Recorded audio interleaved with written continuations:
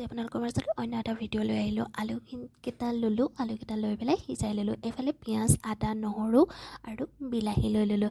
দেখিছেনে খুন্দনাটোতে এইটো দি ল'লোঁ, অকণমান খুন্দি ল'ব লাগিব। খুন্দি কমপ্লিট হৈ গ'ল। ইফালে পিঁয়াজ আৰু বিলাহীখিনি সৰু সৰুকৈ কাটি ল'ম। পিঁয়াজখিনিও কাটি ল'লোঁ, এফালে বিলাহীখিনিও কাটি ল'লোঁ। ধুনীয়াকৈ কাটি হোৱাৰ পিছতে আমি এই যে আলুখিনি সিজাইছিলোঁ, আলুখিনি বাকলিখিনি গুচাই ল'লোঁ।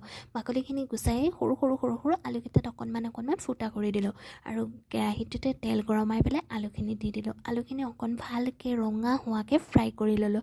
তেতিয়া খাবলৈ অলপ বেছি ভাল লাগে, সেইকাৰণে ফ্ৰাই কৰি এটা পাত্ৰত আমি কাঢ়ি থৈ ল'লোঁ। কাঢ়ি থৈ পেলাই এটা আকৌ পাত্ৰত মই কি কৰিলোঁ, অকণমান আলু লৈ পেলাই তাতে পিঁয়াজ আৰু তাতে মছলা অকণো দিলোঁ, নিমখ দি পেলাই আলুটো পিটিকি পেলাই এটা পাত্ৰত মই এনেকৈ থৈ দিলোঁ। আৰু এফালে কেৰাহীটোত মই গৰম মছলা, জলকীয়া দি পেলাই তেল দি পেলাই ইয়াতে পিঁয়াজখিনিও দি দিলোঁ।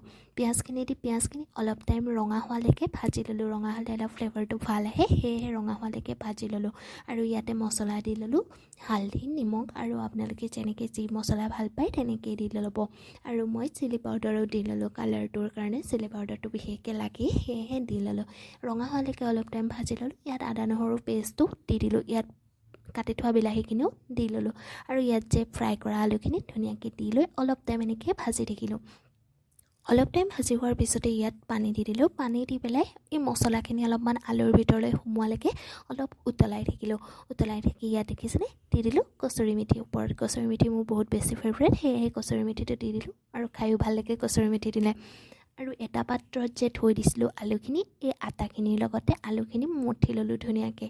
মই এনেকৈ ভাল পাওঁ, মঠি লৈ পেলাই ধুনীয়াকৈ বেলি লৈ এই আলু পৰঠা ৰেডি। আজি ফাইনেলি ৰেচিপিটো ৰেডি হৈ গ'ল, আলু পৰঠা আৰু আলু দম। আপোনালোকে ক'বলৈ নাপাহৰিব দেই কেনেকুৱা হৈছে। ধন্যবাদ, আজিলৈ আহিছোঁ।